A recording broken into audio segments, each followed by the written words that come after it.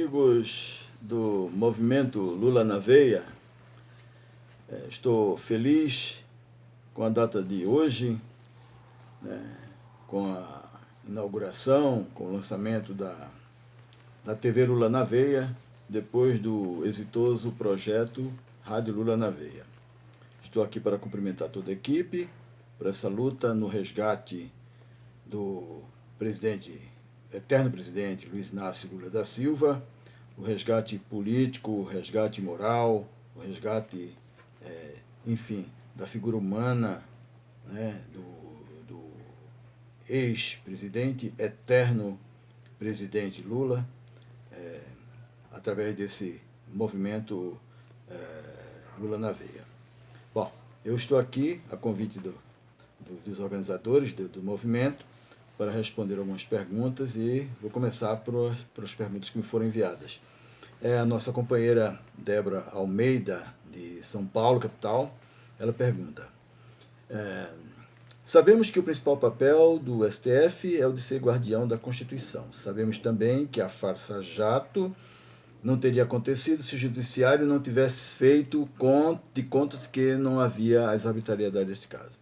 O que se pode fazer com os ministros do STF em termos de responsabilidade penal, né, já que falharam ao proteger a Constituição?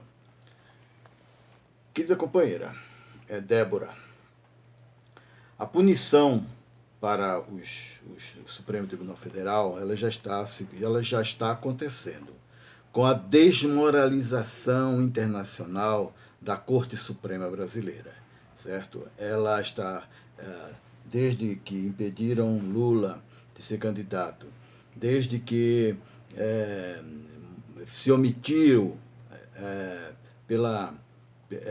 com relação às condutas da Faça Jato, dos organizadores da Faça Jato, que o Supremo Tribunal Federal, como eles são uns pavões, eles hoje eles não conseguem mais olhar para os pés, porque a ruptura constitucional aconteceu de forma flagrante e o Supremo foi omisso. Do ponto de vista, já que a gente viveu uma ruptura constitucional, eu não acredito em nenhuma possibilidade, exceto no caso de redemocratização do país e de que as instituições voltem a funcionar, eu acredito em alguma punição. No caso disso, eu não acredito em punição nenhuma. Agora, a punição moral ela já existe. Eles estão internacionalmente desmoralizados. A outra pergunta diz o seguinte, que é a Conceição Freire de Brasília. Ela pergunta se eu estou confiante com relação ao pleito eleitoral de 2022. Olha, pela atualização, pela avaliação do momento atual, sim. Tá? A possibilidade de Lula ser eleito realmente é muito grande. Tá? Mas como a política é muito dinâmica, muita coisa pode acontecer.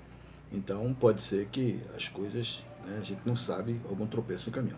Por exemplo, quem sabe os organizadores da facada, né, não resolvam, por exemplo, operar o Bolsonaro às vésperas das eleições. Né? A gente nunca sabe o que pode acontecer. O momento diz que sim, estou confiando com relação ao momento. Mas também com o desconfiômetro ligado, porque nós estamos vivendo sob o império da mentira. A pergunta de Ribeiro, de São Paulo, ele quer saber, na sua opinião, qual seria a alternativa para um governo Lula não ser prejudicado por essa máquina digital patrocinada pela extrema-direita, que vai continuar lutando para descaracterizar o que de positivo Lula vier implementar. Bom, eu digo o seguinte, sem o restabelecimento da democracia, sem que as instituições voltem a funcionar, a efetivamente funcionar, eu não acredito que a gente tenha condição de enfrentar. Mas, vamos dizer assim, quem sabe um projeto para criminalização da mentira, né? Projeto de lei, né, que a mentira possa ser criminalizada e com punições severas. Nesse caso, a gente pode trabalhar com uma possibilidade de enfrentamento objetivo, tá? Porque no momento atual, em que a mentira está sendo tolerada por todas as instituições, eu não vejo muita perspectiva. O nosso colega, companheiro branco da escola de Lusiânia, de Goiânia, ele pergunta: algum governo investiu mais do que o PT no aparelhamento da Polícia Federal? Não. Nenhum governo investiu tanto na Polícia Federal. E o projeto Lula não foi um projeto que prestigiou só a Polícia Federal, prestigiou todas as instituições, certo? E foi um projeto vitorioso, apesar dos erros, foi um projeto vitorioso, e muito vitorioso, e o problema é que o pobre entrou na fila do açougue, no aeroporto, passou a entrar na universidade e se incomodou. O problema está exatamente aí. Fora disso aí, foi um projeto vitorioso, que merecia ser aperfeiçoado e que, infelizmente, a elite do atraso não permitiu.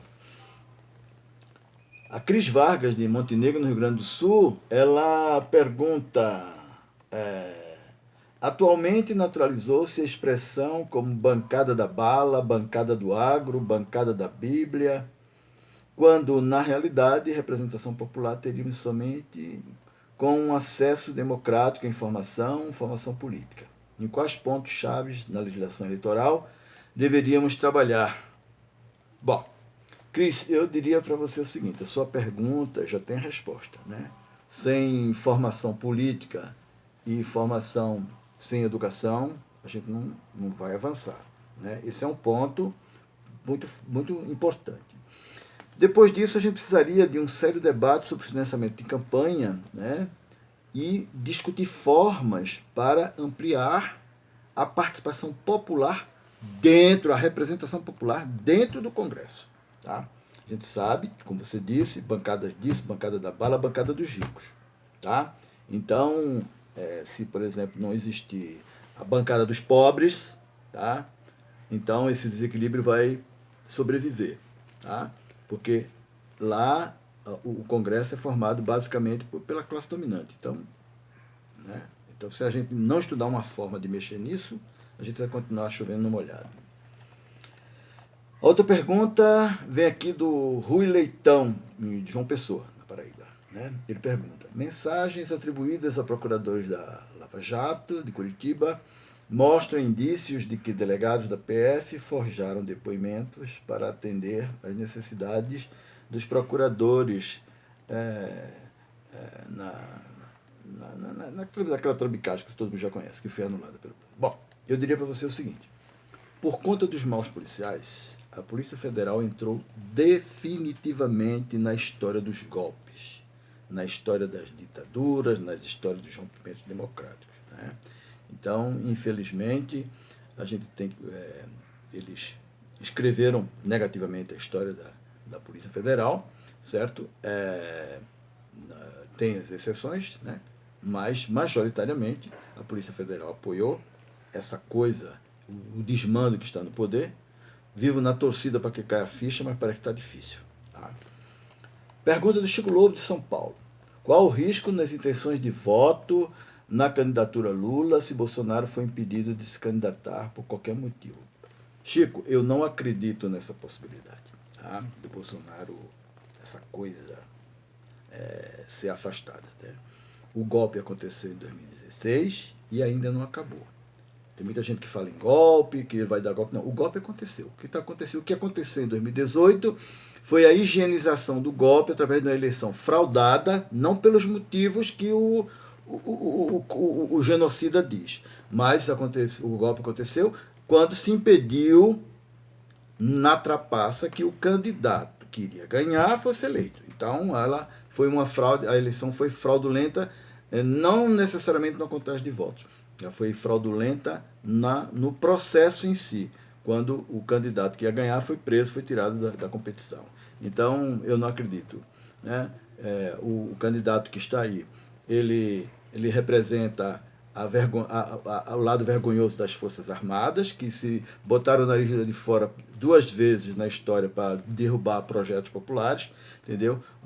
Essas Forças Armadas altamente comprometida com os interesses das elites, com todos os vícios que as nossas elites têm.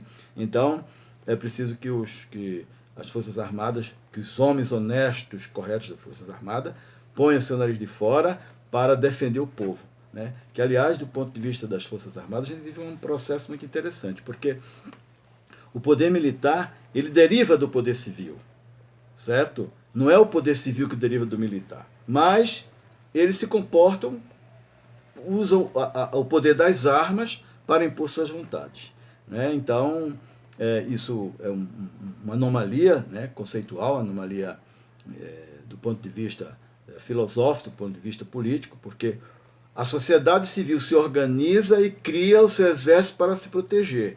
Não é o exército que nasce e que cria uma população para eles mandarem. Então há uma inversão nesse aspecto, né, das Forças Armadas, e muito mal representados pelo, né, o último, até então o último governo que eles tinham escolhido, o civil que eles tinham escolhido, foi o Paulo Maluf, que não é nenhuma referência abonadora, né? E depois do Maluf, eles apoiaram essa coisa que está aí, né? E que não vem dando exemplo de nenhuma de honestidade, né? Com o apoio de segmentos militares, inclusive muitos dos quais citados na CPI do genocídio, né? Apontados como corruptos, apontados como vamos dizer assim, entabulando projetos que desembocariam em lesa pátria, em roubar o povo. Muitos, está tudo sob investigação, está tudo pendente e tal, mas assim, as referências não são das melhores. Então, o pior lado das Forças Armadas estão presentes, né? Vamos dizer assim, com seus nomes na CPI, né? Nas denúncias da CPI do genocídio, né, no genocídio do roubo das vacinas, né? Então não tem dado bom exemplo. Então é preciso que a gente né, uma revisão geral. Quer dizer, mas tudo isso vem acontecendo porque, na minha visão, né, faz parte do golpe de 2016. O golpe de 2016 não acabou, ele foi higienizado em 2018, certo? E quando o Lula estava preso, sempre que havia uma grande mobilização para se deslocar para ir visitar o Lula, então o Supremo colocava alguma coisa em julgamento e aí os militares falavam, se ameaçava com indiretinhas para o não julgamento, e aí o seguinte, aí o movimento, as caravanas se desarticulavam, quando chegava no dia do julgamento, eles adiavam, né? Então, assim, foi tudo manipulado, tudo modulado. Então, eu acredito que a gente está vivendo um outro momento de modulação, nesse exercício de oposição consentida, mas o golpe não acabou. Tá? 64 não chegou dizendo, olha, isso é um golpe. Eles também não chegaram dizendo isso é um golpe, pelo contrário, o tempo todo a briga deles, né, foi da aparência constitucional, foi da aparência legal, tal, entendeu? Mas isso lá para as negras deles, isso aí não convence ninguém.